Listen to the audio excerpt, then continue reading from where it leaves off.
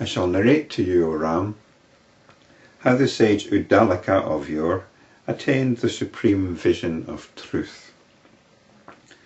In a corner of the earth there is a great mountain known as Gandhamadana.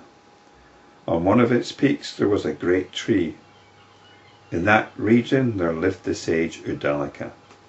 Even while he was a young boy, he aspired to attain supreme wisdom through his own effort.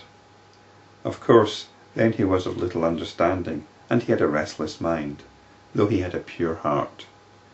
He engaged himself in austerities, in the study of scriptures and so on, and there arose wisdom in him.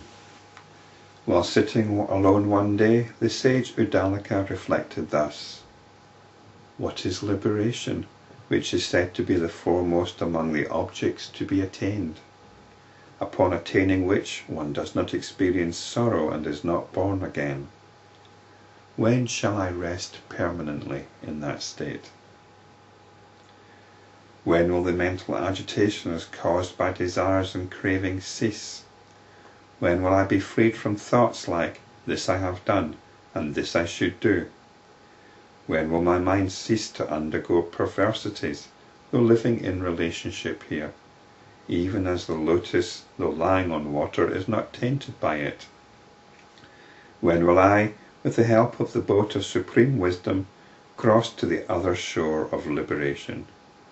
When will I be able to look upon the diverse activities of people with the playfulness of a child? When will the mind attain utter quiescence?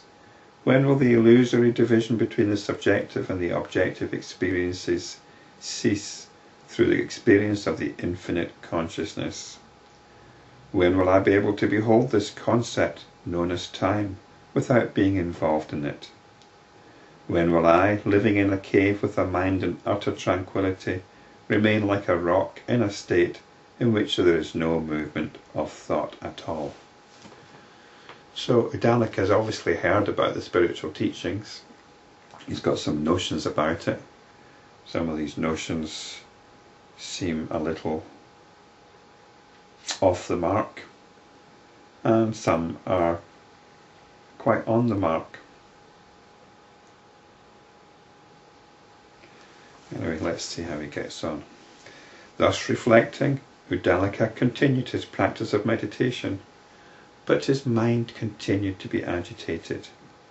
Some days, however, his mind abandoned external objects and remained in a state of purity.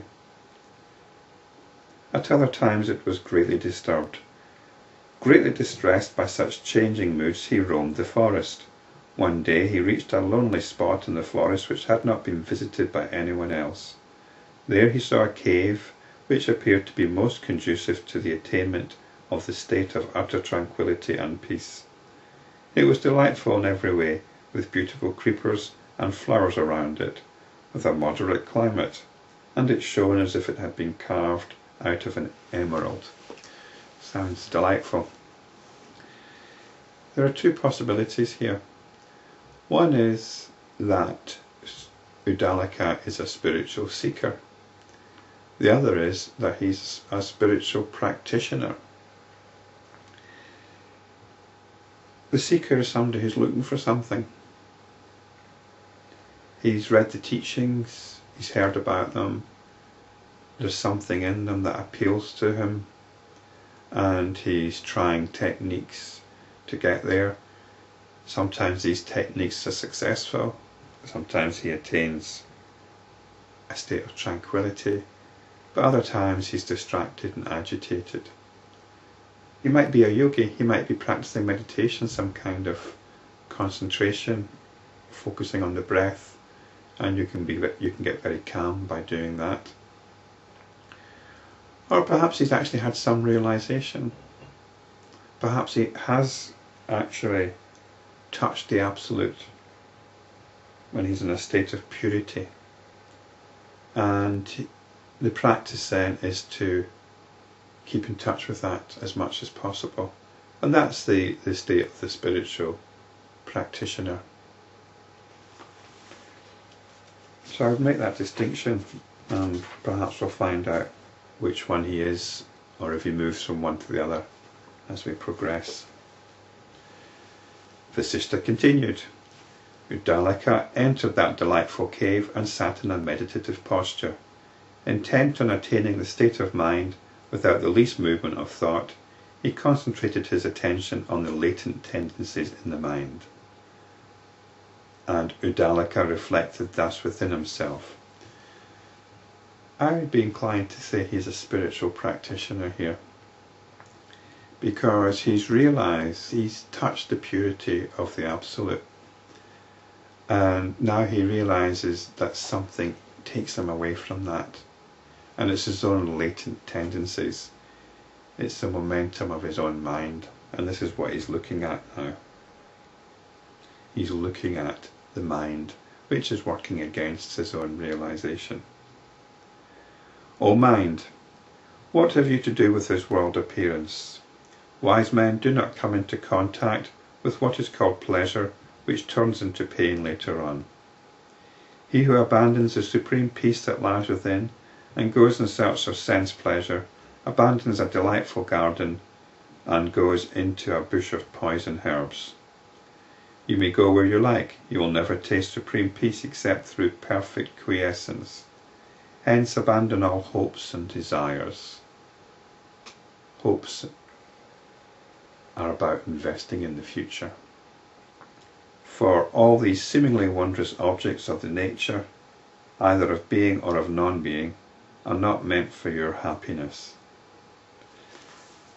I think we just have to understand by that anything which we think is going to give us happiness, whether it's in terms of objects, whether it's in terms of health, whether it's in terms of relationships.